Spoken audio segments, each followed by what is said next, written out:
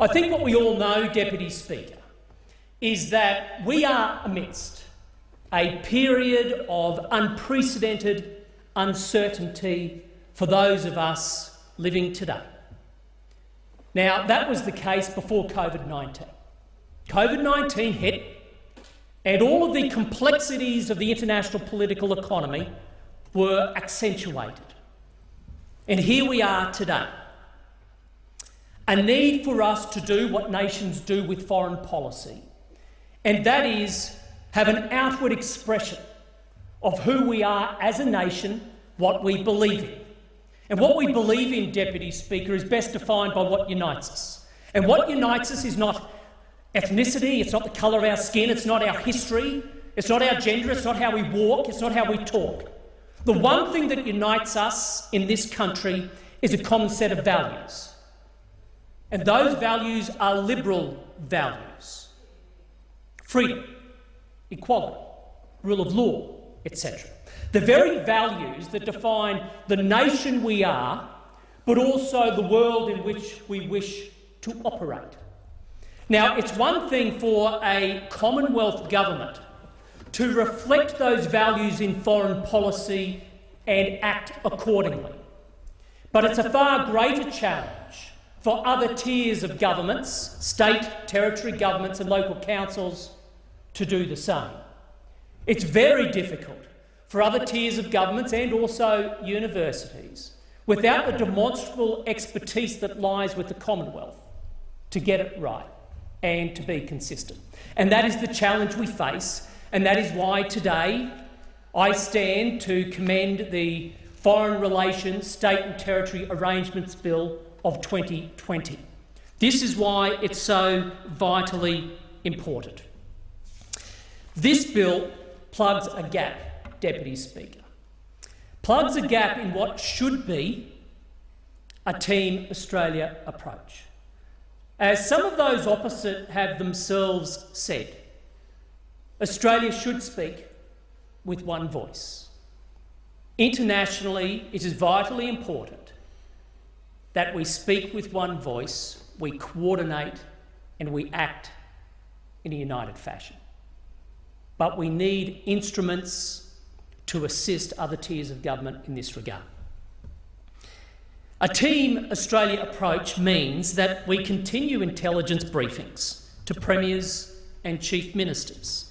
It means seeking a level of bipartisanship on foreign affairs where we can. It means continuing to share intelligence with the Leader of the Opposition and, in the words of those opposite during this debate, to speak with one voice. But to plug that gap, we need the measures outlined in this bill. We know that, in reality, states and territories in an increasingly globalised world will continue to engage with foreign governments and their entities. And with that engagement comes a commensurate degree of risks. Risks that actions of states and territories or universities may not align with the foreign policy adopted by our nation. Now, we cannot afford for such inconsistencies to exist. And if they do exist, Deputy Speaker, we need to make sure they are not exploited by foreign powers. Foreign powers that understandably will pursue their own interests, but unacceptably may pursue their interests at the expense of our own. And that is what we must be mindful of. It is of a concern, Deputy Speaker, that no formal mechanism is in place today that provides the Commonwealth with oversight of arrangements entered into between Australian states and territories and foreign governments. This is the gap to which I refer. This is the gap that needs to be plugged, and this bill does so. It would be unreasonable if we were to expect states and territories, let alone local councils or universities, to have a full understanding of Australia's foreign policy, the specific risks, the sensitivities.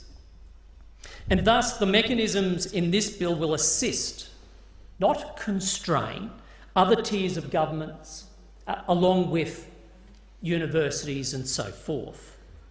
And I want to emphasise that very point, Deputy Speaker. In no way does this bill discourage states and territories and others from entering into arrangements with foreign governments and their entities. But it does propose that any such arrangements must align with Australia's broader foreign policy and our national interests. And I think all Australians would agree that that simple objective is more than fair enough.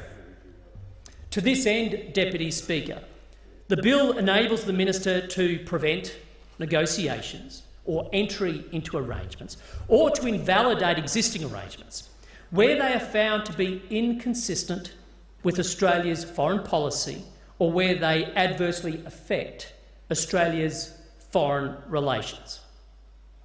Now, the Labor Speaker before me referred to the Victorian government's engagement with the People's Republic of China in relation to the Belt and Road Initiative, otherwise known as the BRI, Deputy Speaker. It is important to therefore emphasise that this bill, regardless of the media surrounding it, including reference to the Victorian BRI deal, this bill is country neutral. It is a framework that does not seek to target any one particular state. It's an act which is concerned with protecting and managing Australia's foreign relations with all foreign states, across all levels of government in Australia, and it applies to all arrangements, whether they be legally binding or not. But nevertheless, let me openly address Labor's claim about Victoria's BRI deal, because it is a good case study on what a Team Australia is not about, Deputy Speaker. Is not about, Deputy Speaker. As some in this House will know, the BRI is a mechanism used by China, by the PRC, for prioritising overseas lending, investments and trade. Now, the point here is not about one's view on the BRI, whether it's good or whether it's bad.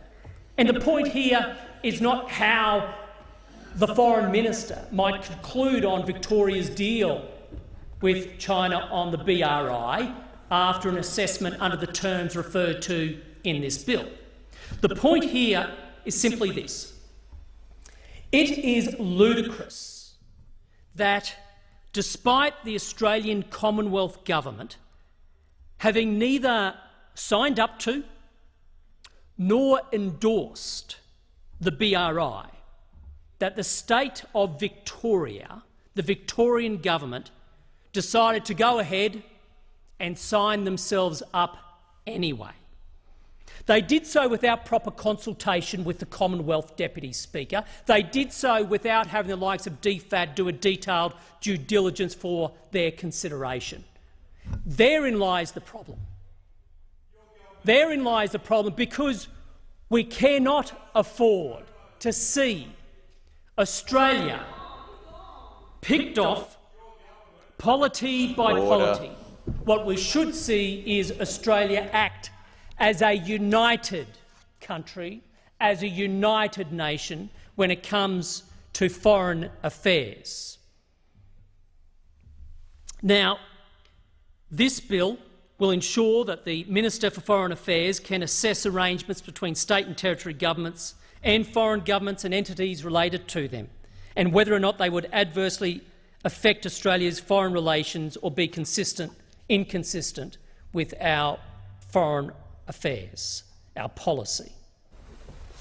We know that any arrangement, whether it be by state, territory, university or other, with a foreign power, will typically involve complex foreign policy considerations. Now, these considerations are exclusively the remit of the Commonwealth Government, and this bill reinforces that fundamental principle.